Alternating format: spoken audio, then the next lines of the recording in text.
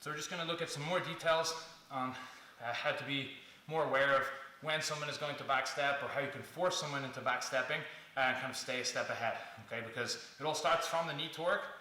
Once you've got your underhook and you're in there nice and tight with the knee torque, that's when we can start expecting backsteps or anticipating them, or like what I'll show right now is some ways to kind of force someone into backstepping, or triggers that you know that they're going to try to do it or may not do it.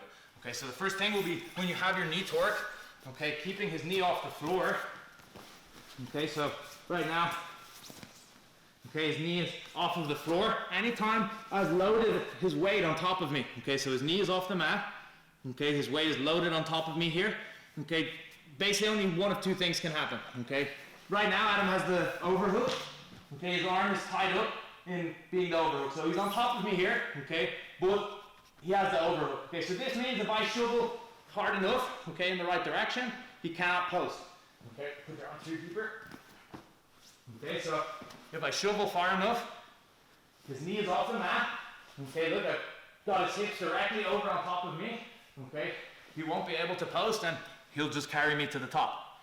So once I've got that position, okay, and I know about coming up and sweeping, and I know about rolling back here, okay, he also, if he's half intelligent, knows these things too, okay? So when I go to roll him back, I can't really fully just expect him not to put his hand out, okay? So he has the overhook, I load him up, I load him up here, okay? He feels that he's about to fall, okay? So he puts his hand on the floor, okay? So now is a perfect time to try to shoot yourself behind them.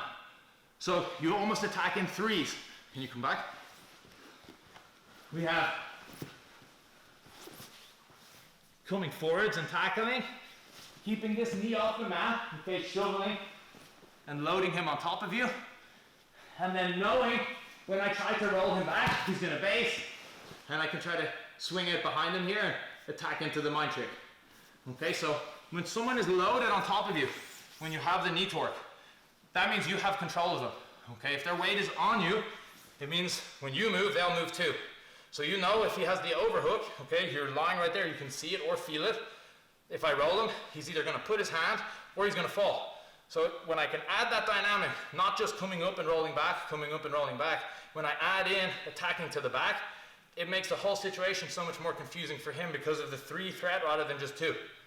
Okay, so we can really anticipate or force it because we have complete control of his knee. Okay, we have his leg off the ground here, get his weight up on top of us, and we can almost just float in this spot here. Okay, if he's overhooking me and I don't feel like I can roll him or I don't feel like I can come up, okay, I'm totally fine. There's no danger here whatsoever. Okay, if I catch the angle, I'll eventually start sweeping. It could eventually just bring me all the way to my knees.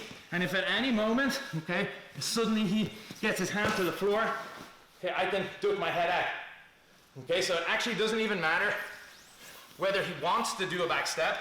You can force him into the back step because you've threatened so intelligently with the roll back and the come up. Okay, so that's a way we can like really make him back step.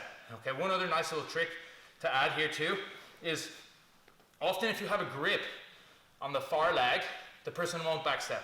Okay, so if I'm playing half guard, I've shown you guys with this arm, some variations would include a pant grip, okay, a full like tight underhook here, okay, maybe even a toes grip, completely his shin, whatever, okay.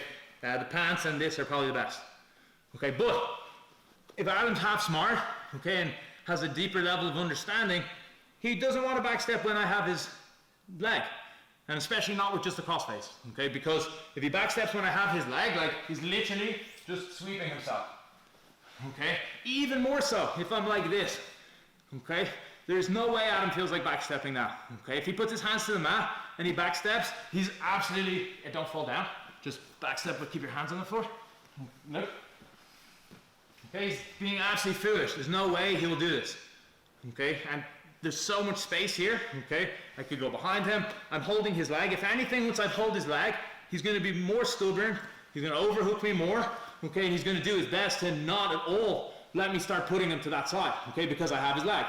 Okay, so sometimes a very simple strategy is or a simple way to know someone is going to backstep is if you don't have their leg. Okay, if you have their leg, chances are they're not going to do it. Okay, if they're half good. If you're grabbing here and holding super tight, you're reducing a variable because you're stopping him from wanting to go over there. Okay, in these types of circumstances, it can be better to let go. Okay, start building yourself up. Okay, and now I can start shoveling and rolling and making him think about posting and putting his hands out. Okay, sometimes you can get too tight here to the point where you've actually limited your options and you've made him not want to backstep. If I'm passing at him on the top here, okay, and he's grabbing my leg, I am not going to move. Okay, I want to fight everything facing me here. If he's grabbed my leg, I'm going to dig in, keep my base, try to start pushing him, looking to get my underhook back, amongst many other things. But the second Adam lets go of this leg, okay, my leg is, took your elbow, my leg is completely free now. I actually feel like I can move and try to start changing the position and get around. And when he grabs my leg and holds me, I'm just like, oh damn, I definitely do not want to backstep. Okay, that's not to say you can't make some attacks from here. Okay, but a good signal that someone will backstep is that you're not holding their leg. Okay, or you could say if he's holding your leg, the person isn't going to do it. So sometimes this grip can actually stop someone backstepping. Okay, so just be aware of that. And maybe if you're holding tight and you're in a stalemate, just let go of it. Okay, the person might feel like now, oh, okay, I can try to start moving, and then I fall into the trap and I start feeling more comfortable. Okay, so we can force our partner into this situation using good knee torque and positioning. Okay, and we can also kind of have some clues that he's going to try to do it if we're not so attached to that leg. Okay, maybe I'm holding really tight and he's not moving. I know if I let go, I've kind of given him a bit of freedom and then he's going to backstep. Okay, so yeah, just some extra details on forcing that position or making your partner go into it. And yeah, that's it.